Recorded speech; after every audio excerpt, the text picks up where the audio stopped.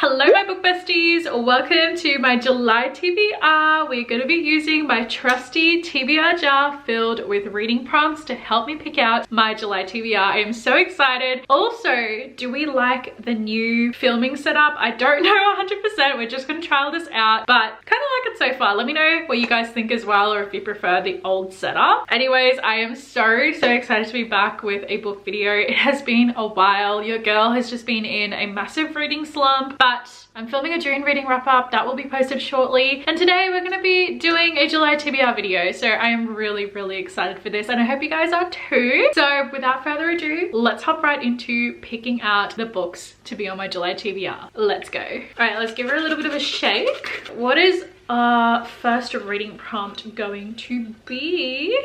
So the first reading prompt we have is a book with love on the title. I actually really like this prompt. I'm really interested to see what is on my physical TBR that has the word love on the title, because I have a few that I've read, like Love and Other Words, Love Her or Lose Her, Twisted Love. I've read all of those, but I need to see what I haven't read yet. Oh, okay, I see one that could work, which is a book that I DNF'd last year, but I still want to give another go. So we have one so far. I have found another one as well. We have options. Oh, wait, I found a third one. Okay, we actually do have options for this one. Found a fourth one. Oh my god. Okay, you know what? I'm just gonna limit it to these three. I actually didn't expect to find so many books on my physical TBR that worked for this prompt. There was way more than three, but I just thought three is good to pick from because I don't want to overwhelm myself. So these are the three options that we've got. So the first one is called Love at First Sight by Anna E. Collins, which is an enemies to lovers romance. I just read the back of the book and this is like so petty, but I love it. So we're following this girl named Dani. Her and her ex-fiance break up because he cheated on her with their realtor, and she ends up buying the vacant lot next to her ex-fiance's house. And what she ends up wanting to do is renovating it so that it will mess up with his view and prove that she's not someone to be stepped on. So that is like next level petty. So this sounds like it would be a really fun, interesting read. And then I also have A Brush with Love by Maisie Eddings. I have had this on my TBR for a very long time, so I kind of want to maybe lean towards this. We are following a girl named Harper who gets into a residency program of her dreams, and then she runs into this guy named Dan who is exactly the sort of dreamy distraction that she's trying to avoid. And Dan and Harper both go to the same school, and Harper is very clear on the fact that she is not interested in feelings, and they set out a plan to be just friends. So it ends up being a friends to lovers, and they're both dental students as well. And then we have Love and Other Disasters. Yes, it still has a bookmark in here because I started reading this book last year and then I DNF'd it. Not really for any specific reason, but this is following two characters who are competing in the same cooking show, but they end up falling in love. Thinking I want to go with A Brush with Love by Maisie Eddings, just mainly for the fact that this book has been on my TBR for the longest, so I feel like it makes sense for me to go for this book. But definitely these two were really good picks as well. Okay, let's pick our second book.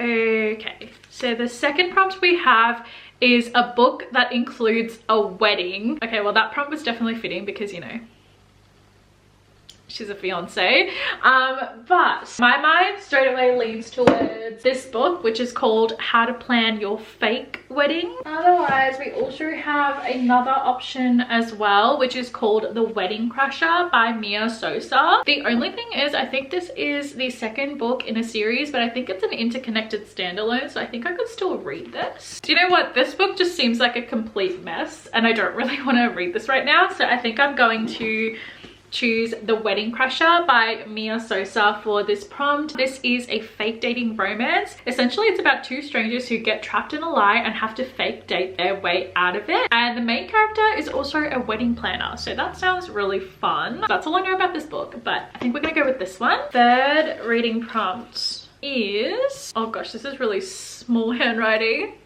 A book you were hoping to pick. Okay, this is kind of like a free pick. I am gonna go with Hooked by Emily McIntyre for this one because I actually just started reading this one last night and I'm up to chapter 3. So ideally I would obviously like to finish it since I just recently started it. This is a Peter Pan, I don't want to say retelling because it's not. It's set in modern days. It's more like a, I don't know how to explain it, but we're following Wendy and Captain Hook. So it's kind of like the villain gets there happily ever after. It is a dark romance. It's inspired sort of by Peter Pan, but it's not actually a retelling or reimagining. So I'm definitely gonna add this to my TBR because I've already started reading it. Okay. Our next pick is a fluffy romance. Well, that definitely works out considering I picked a darker romance for the last prompt, but fluffy romance, I feel like we have a lot to pick from because my whole physical TBR is pretty much like fluffy romance vibes. Okay, I think I picked one. Okay, do you know what? I'm just gonna stick with this one book that I've picked out. So for the fluffy romance prompt, I picked out The Off Limits Rule by Sarah Adams because I feel like Sarah Adams is the queen of writing fluffy romance books. So I feel like we just have to pick one of her books for this prompt because she is really the fluffy romance queen. So this has got the brothers best friend trope and also the forced proximity trope because the girl, I don't know what her name is. Her name's Lucy. So Lucy ends up having to move in with her brother and his roommate who is also his best friend, so there's forced proximity there. So I think this one's gonna be cute. I love me a good Sarah Adams book and I haven't read Sarah Adams this year yet, so I feel like we need to get back into the rhythm of reading her books again. Book again.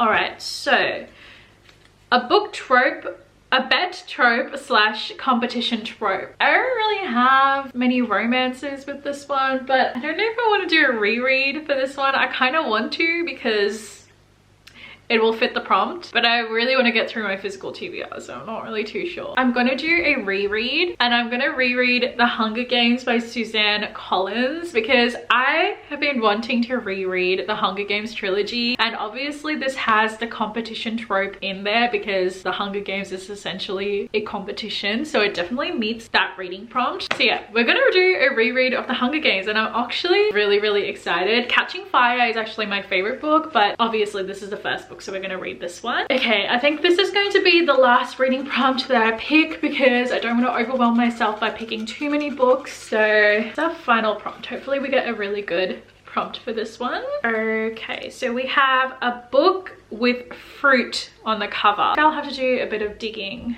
to see what works for this prompt because it specifically says fruit. And I don't know if I have any fruit on the cover for any of the books that I have. I honestly don't think there's like too many that works with this prompt, but let's try to see.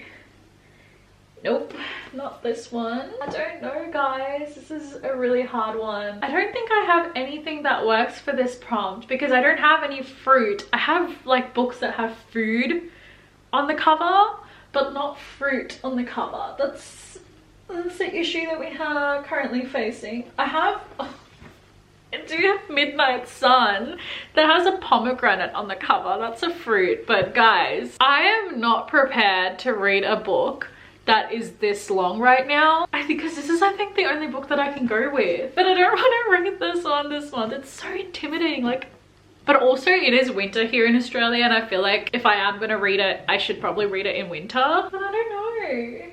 I do not have anything that goes with this prompt except for Midnight Sun by Stephenie Meyer, so I'm just gonna do it, guys. I think it's about time that I read this book as well because I thrifted this a while ago and I used to be a huge Twilight girly growing up and I've always wanted to read a book from Edward's perspective, and we finally have one. It's just that this book is like 800 pages, which intimidates me, especially since I have just gotten out of a reading slump. Obviously, I can always start it this month and gradually slowly read it throughout however long it's going to take me to read this book, but my goodness, this chunky monkey intimidates me, but we're gonna go with it. We're gonna do it, guys.